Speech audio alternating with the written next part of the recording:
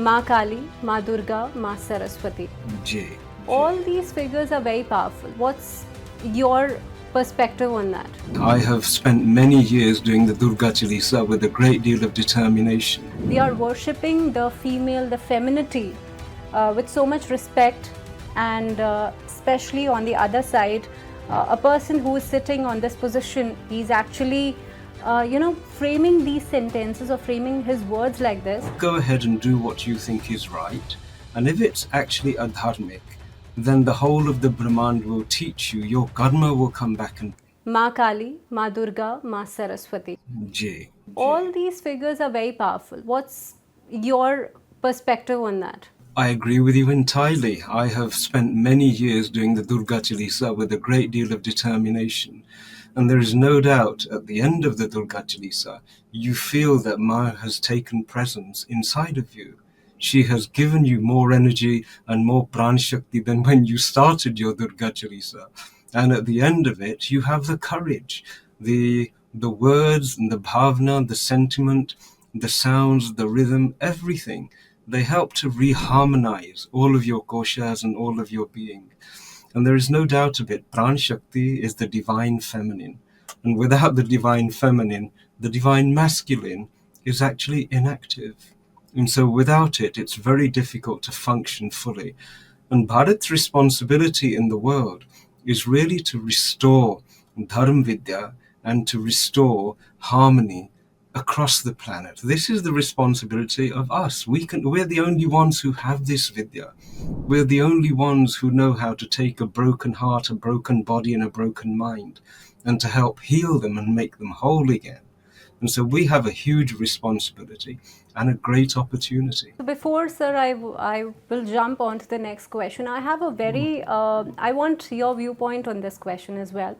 So there is a Kathavachak in India whose name is Anirudh Acharya Maharaj.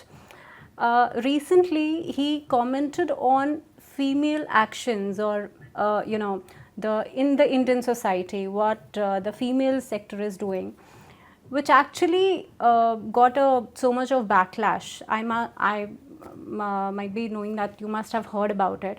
What's your viewpoint on that? Yes, I want to know what's your viewpoint on that, because when we are worshipping the female, the femininity, with so much respect, and especially on the other side, a person who is sitting on this position, he's actually framing these sentences or framing his words like this. What's your viewpoint on that? Well, firstly, I'm a great believer in the Natya Shastra, which says that everybody has the highest level of freedom of expression. And we also have the choice to listen to what somebody is saying or to reject it. Our philosophy of karma says quite happily, you go ahead and do what you think is right. And if it's actually adharmic, then the whole of the Brahmand will teach you, your karma will come back and teach you. And so from my point of view, he is completely entitled to express his opinion. And nobody has to accept it. When I do talks in Interfaith, the first thing I say to people is that the world calls Hindus kufr and infidel. So whatever I'm going to say, you have no need to believe it. I don't need you to believe it whatsoever. And so when an acharya puts a proposition in front of people, if they are mature, they will have the opportunity to say to themselves, well, I don't believe that at this time, but other people do. They are entitled to their opinion.